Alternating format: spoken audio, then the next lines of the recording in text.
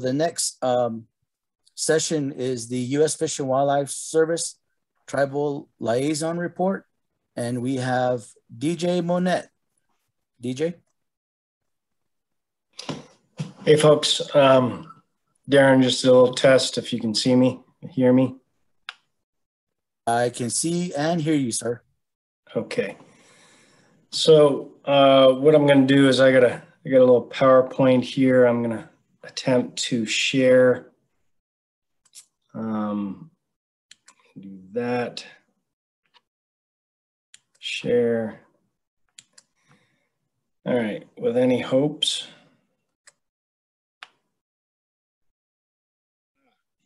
Okay. Perfect. So, yay, I must have did something right.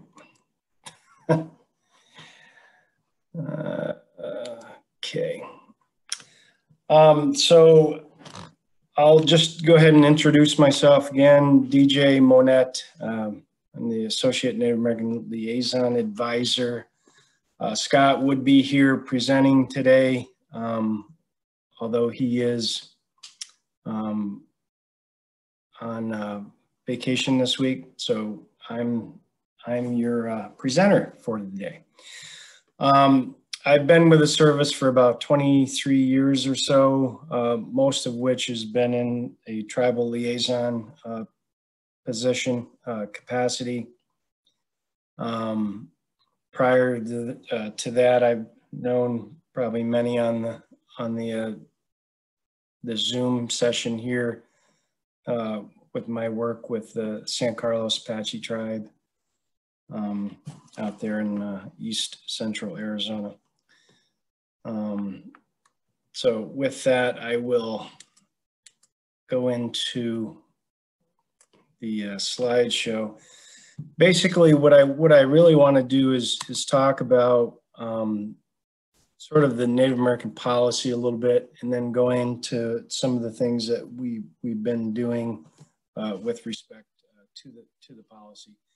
As folks know, that the initial policy was signed by Molly Beatty way back in 1994, and then the updated version of this policy was signed by Dan Ash in 2016. But one of the things that we wanted to try to do was put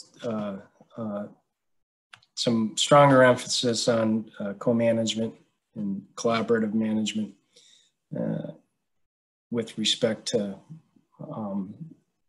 shared decision-making. Of course, that all is permitted by the laws that we do follow. But fortunately, in this administration, there seems to be a big focus and push to co-management with regards to lands that the service, not just the service, but most land managing agencies manage, like the Park Service, for example. Also, in terms of accountability, that was one of the emphasis in implementation. And it promotes tribal capacity building and also incorporates some of the traditional knowledge in our decision-making processes. It also promotes more service and tribal training and education. We enhances law enforcement efforts where that is possible. I know in the past that we've had these law enforcement agreements which since were pulled, but I know that we're trying to find creative ways to work with tribes with regards to law enforcement. Hey, DJ. Oh.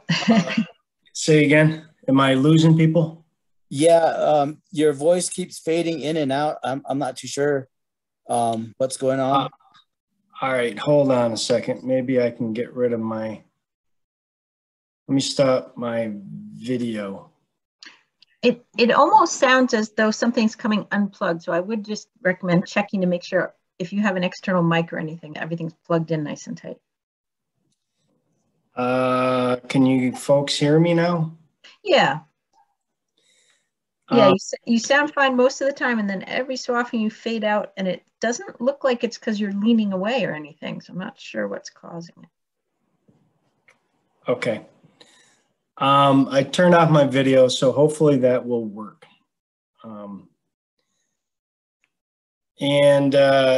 So moving on into the presentation, just interrupt me again if I'm fading in and out again, please. As I can't see anyone at this point. It obviously provides a framework nationally, but it's flexible as Adam had referred to and Butch had referred to accommodate at regional levels. And it also, I think, encourages more creative ways in terms of how we can maximize resources for the benefit of tribal resource conservation through our relationships. Let's see. No, my computer is frozen up. There we go. Not going to go diving into the sections per se, but those are sort of the 9 sections, main points of the policy. One of the things that was right off the bat happened was actually putting this right into the service manual, which unfortunately wasn't done right after it was originally signed back in 1994, the initial version of the policy. But a big thing happened, and that was the inclusion of, defining what responsibilities are for basically the leadership on down to the staff level for basically implementing the policy. Also, ongoing monitoring of service tribal interactions and projects. And one of the key things is obviously being flexible and the ability to go back to the policy and make changes over time. Then there's sections in there, just definitions, and then one of the keys is the overall responsibility exhibit, and then all of the authorities in which that sort of mandate what we do as an agency. So one of the things in terms of implementing the policy, this national policy, we haven't put together an official implementation plan. But I want to say that, the policy has certainly been implemented nationally and at the regional level since, both previous directors have signed the policy. With the update, obviously, we had a tribal consultation handbook, which was embedded into the policy. So that was a big deal that happened with regards to the handbook.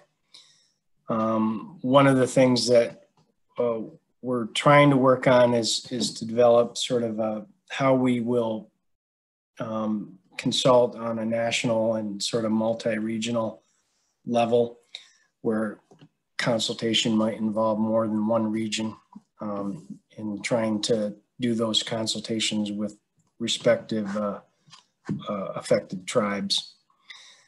So we're kind of going to pilot that with the My Bird program,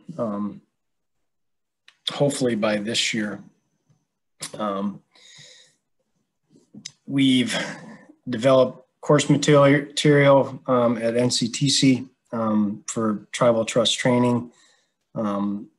This has been ongoing and have been, training has occurred both at the regional and this year at the national level with certain programs like ecological services. So, and like I said, this year we've done that sort of virtually, and I think some of the regions are doing that as well virtually.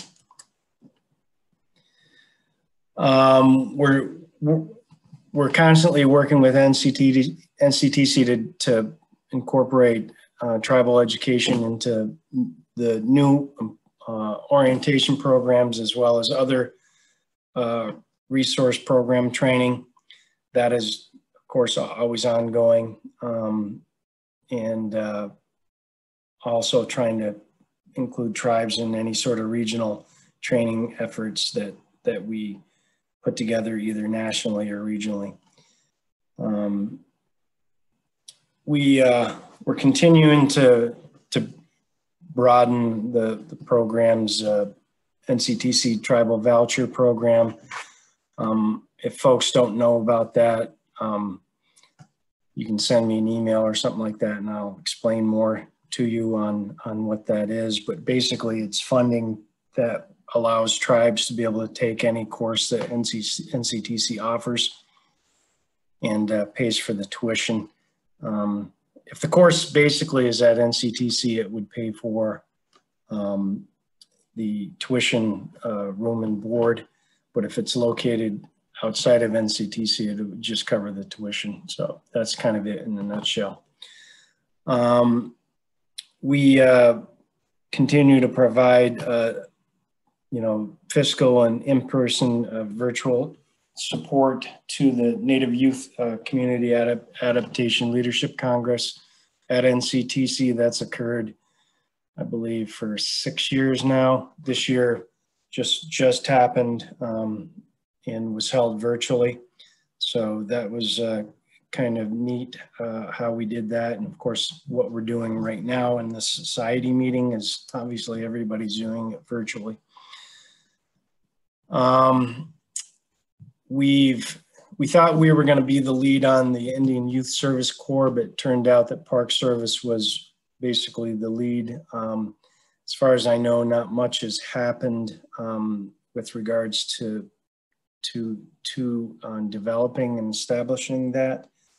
I haven't heard much, at least through this summer, about the status of that.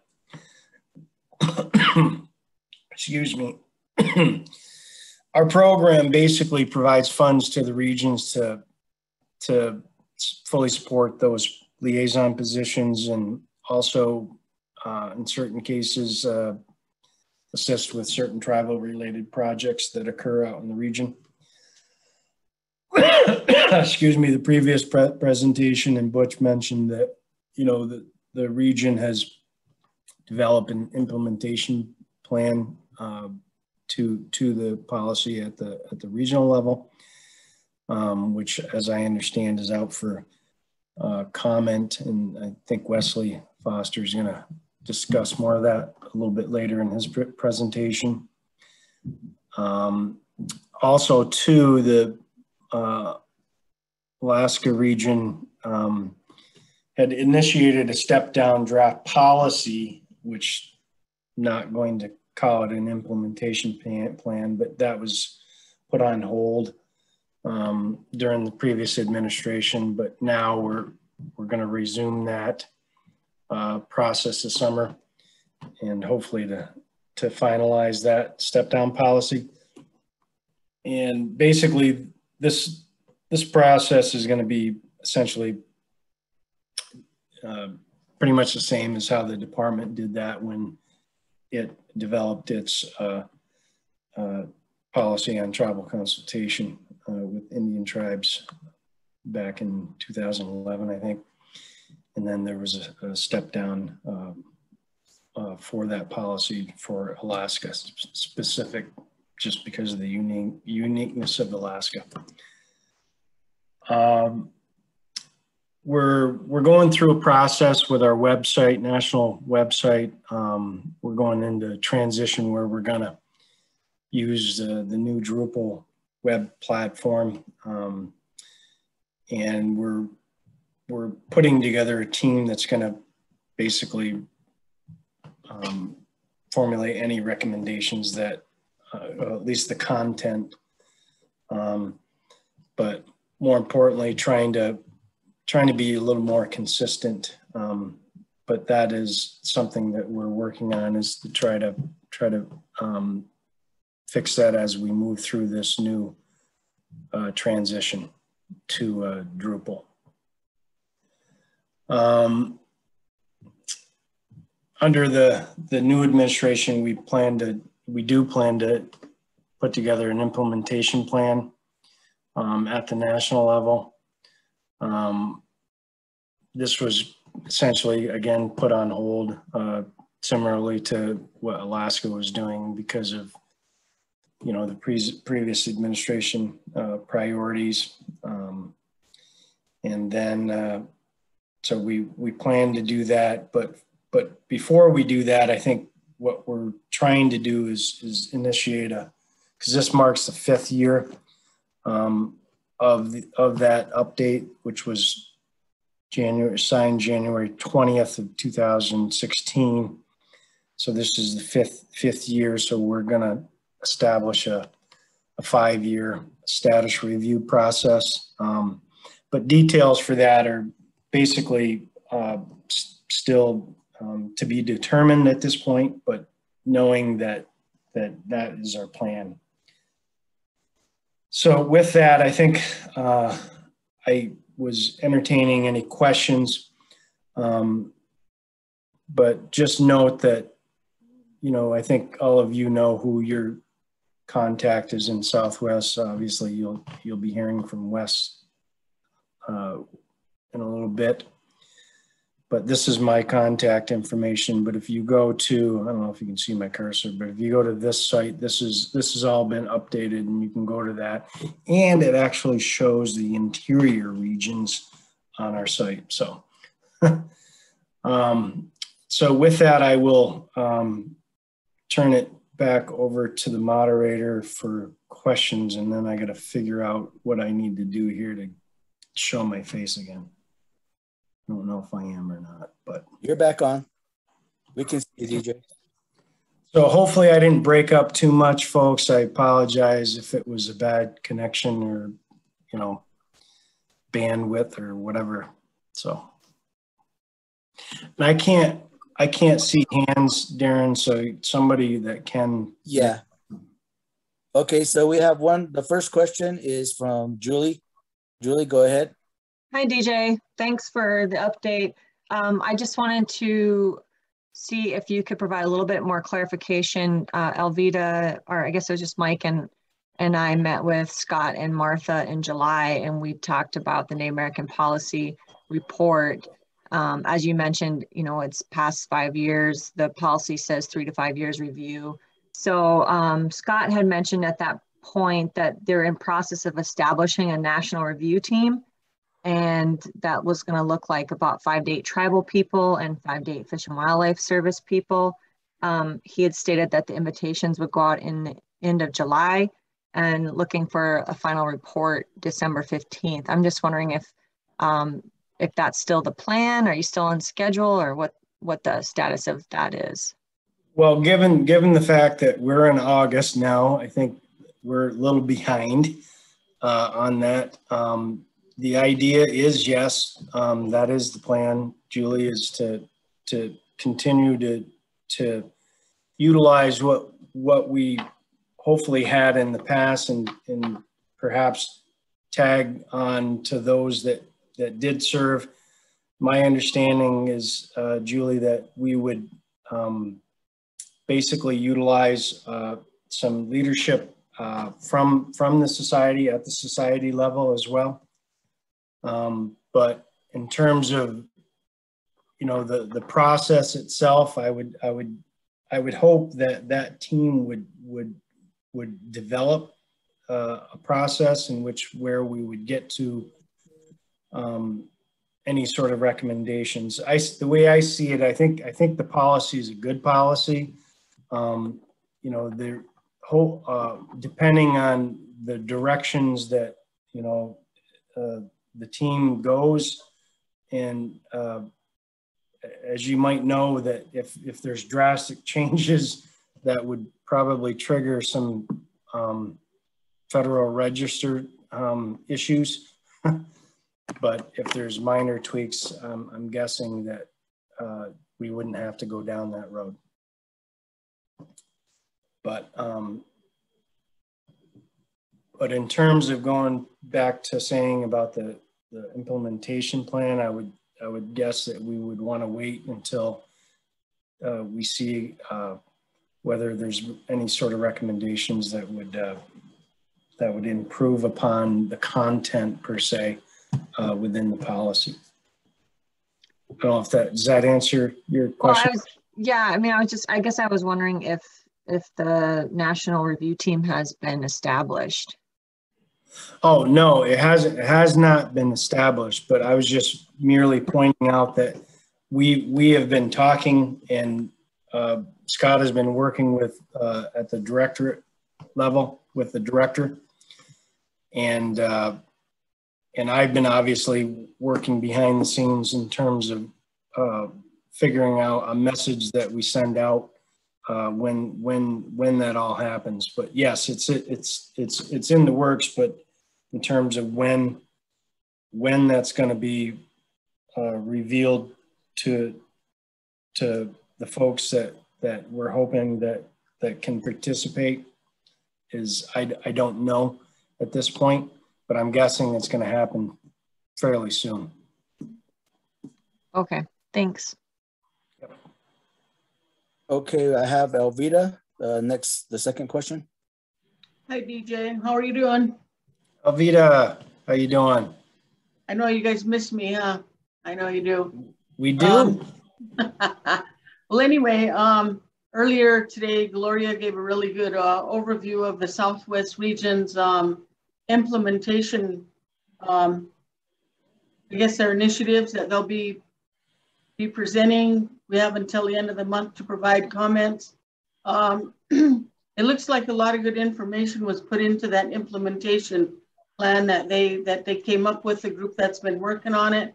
But again, it looks like that in order for it to be implemented, it's going to probably need some funding. So, I think I tell Scott that all the time, that a lot of times, in order to implement these plans, it has to go both ways. So hopefully the service is going to be budgeting, for some tribes to make sure that it's implemented in a good way.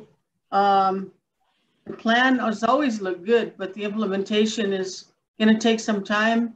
I think with our recent discussions with Martha Williams and Scott, this would be a great avenue to, have the tribes and the service work in a, a better manner, make sure everybody's on the same page. And so I think it's a good deal. You mentioned the Indian Youth Service Corps, and why did the Park Service take it away from the service?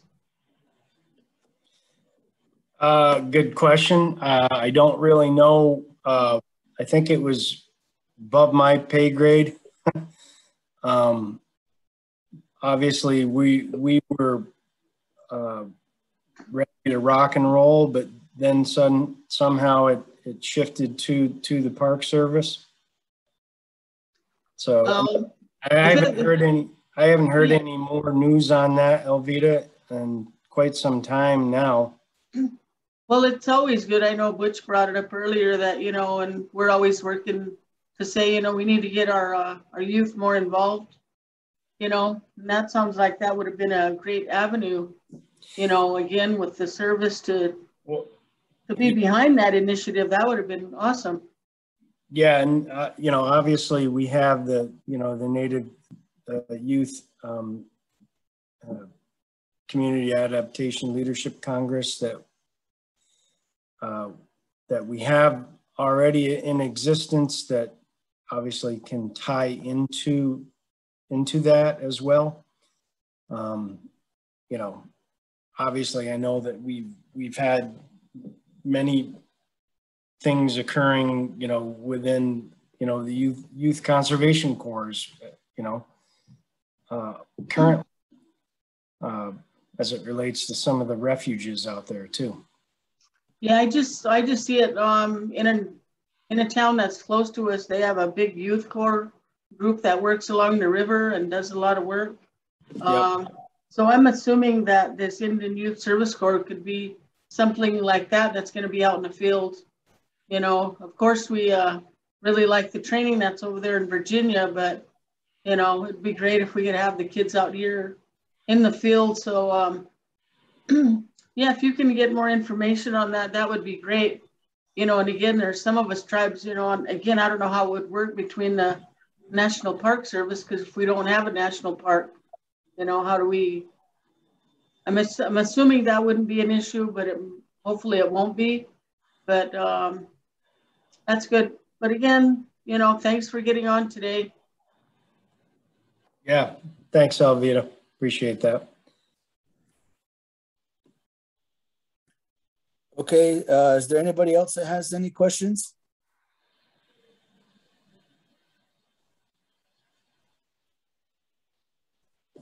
Not seeing any hands raised. We still have some time.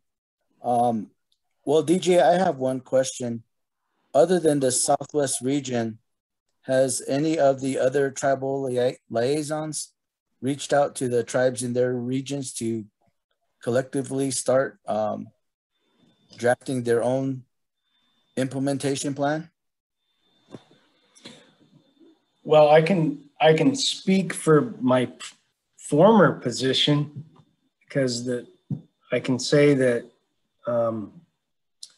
I was actually, when I was in the Northeast region, I was the first region that ever put together implementation plan. In fact, I think that's where the Southwest region's plan sort of was. They looked at the Northeast region's implementation plan as sort of a basis, as I understand. But the only, as I understand, the only, whether there's been communications within other regions, the only region that I know of currently, which isn't really an implementation, it's basically a step-down policy, and that is up in Alaska, Darren. But I would suspect that the other regions, you know, the policy doesn't necessarily call for, it has the ability for regions to have sort of step-down implementation plans, but some may be waiting in terms of what the national level does in terms of implementation. It's unfortunate, obviously, in terms of what happened in the last administration and the hesitancy of us doing a lot of things. But